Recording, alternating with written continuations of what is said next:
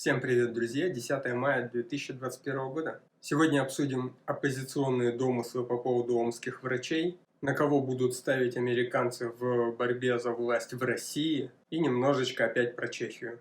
Ну что, 7 мая на охоте пропал омский министр здравоохранения, бывший врач, который спасал Навального от отравления. В оппозиционных кругах сейчас ходит легенда, что Путин мстит тем врачам, которые спасли Навального. Якобы Путин хотел этого Навального, значит, отравить нервно-паралитическим боевым веществом, а врачи взяли и испортили все планы Путина, спасли Навального.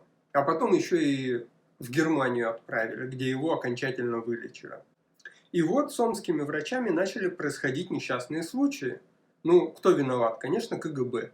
Так и в случае с министром нынешним уже здравоохранения Омской области, бывшим врачом, который спасал Навального, произошла ситуация. 7 числа он пошел на охоте пьяный, на квадроцикле куда-то уехал в лес, в болото и исчез. И все. Началась масштабная поисковая операция. Сотни человек прочесывали лес. Использовались беспилотники, использовалась техника повышенной проходимости, потому что там болото. И все, а в соцмедиа, соответственно, начались сообщения. Ну все, Путин опять убил омского врача. Нашли квадроцикл этого омского врача. Самого омского врача не было нигде вокруг. А местные жители сообщали, что видели нескольких медведей. Но, слава богу, 10 числа сегодня он вышел к деревне сам. Деревня, которая находилась в 15 километрах от брошенного квадроцикла. Но, тем не менее, все он заявил, что с ним все хорошо, поехал в больницу на обследование. Ну, точнее, его повезли. И все. А теперь в соцмедиа оппозиционные пишут: знаете, почему он выжил? А потому что шумиха в интернете поднялась. Главные оппозиционные действующие лица высказали эту точку зрения, что это власти убивают омских врачей. Власти испугались, что якобы если врача найдут мертвым или не найдут, то все, власть сметут, возмущенный народ сметет власть. И отпустили его, но только его придушили, так чтобы у него была точечная амнезия, чтобы он не мог сказать, что вот меня Петров и Баширов душили, не додушили. Я восхищаюсь человеческой фантазией. Она не имеет границ.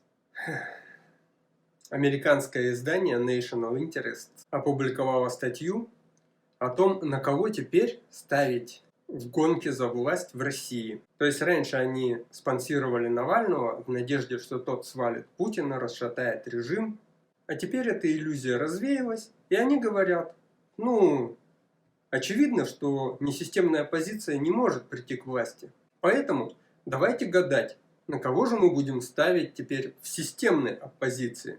И выкатили список нынешних наших либералов. И говорят: вот, Дмитрий Медведев есть, очень хороший либерал, нам бы на него поставить. Но, к сожалению, он слабенький, и к власти он прийти не сможет. Есть Анатолий Чубайс, очень хороший либерал, реформатор, но, к сожалению, народ его не любит. Он тоже не сможет прийти к власти. Есть Волошин. Это же глава администрации еще при Ельцине и при раннем Путине. Но он уже старый и любит руководить, как серый кардинал из-за кулис.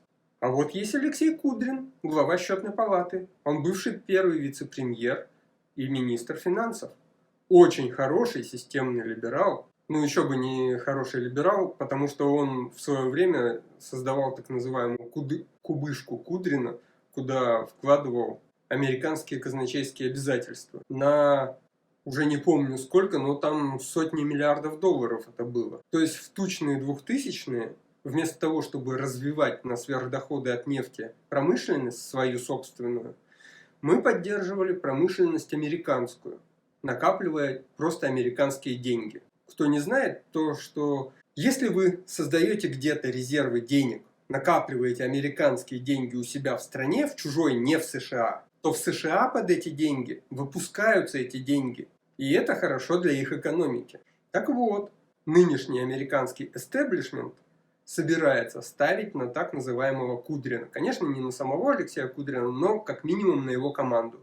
То есть будут сейчас выходить на него, искать связи, договариваться. И даже если Кудрин, может быть, и не согласится из опасения потерять доверие президента, но он вполне может сказать своей команде: да, вперед, пожалуйста, почему нет? Если придете к власти, я буду вашим ментором. Он вполне так может сделать. Но посмотрим, как будут развиваться события. И ладно бы, если бы только National Interest рассказали об этой истории, но об этом подтвердил еще и известный американский специалист Ариэль Коэн, который выходец из Советского Союза. Когда-то он был Валерием Коганом, но еще в далеком 1976 году эмигрировал, побывал даже в израильской армии и потом перебрался в Америку. И он говорит ровно то же самое. Ну, у него еще Шувалов присутствует в списке кандидатов. Шувалов — это бывший наш зам премьер-министра, тоже министр чего-то там, по-моему. А он отметился тем, что он возил своих собачек на международные выставки собак или конкурсы собак частными самолетами. Ну, то есть вот ему надо, чтобы его корги или кто там у него поучаствовали в конкурсе. Он их садит на отдельный самолет, чартером или бизнес-джетом, кем там угодно, и летите, пожалуйста, участвуйте там. Просто вот почему нет? В стране бедность 40%, ничего страшного. Но, очевидно, такой кандидат, наверное, тоже не пройдет в нашей стране гонку за власть. Ну и что еще? Чехия вконец оборзела и без всяких судебных решений, то есть у них еще следствие не закончено. То есть когда-то оно там в 2014 году произошли эти взрывы на складах военных с запрещенными противопехотными минами. Расследование ни к чему не пришло. Недавно обвинили в этом Петрова и Баширова. Вот просто с кондачка, хоп, все. А, точно, это Петров и Баширов взорвали все.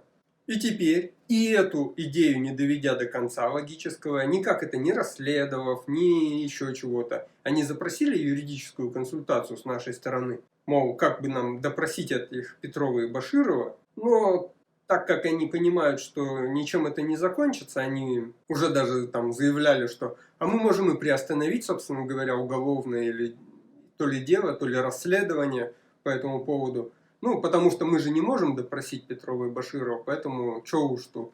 А теперь они говорят, а мы еще с России потребуем 1 миллиард крон. 1 миллиард крон — это, насколько я понимаю, 46 миллионов долларов.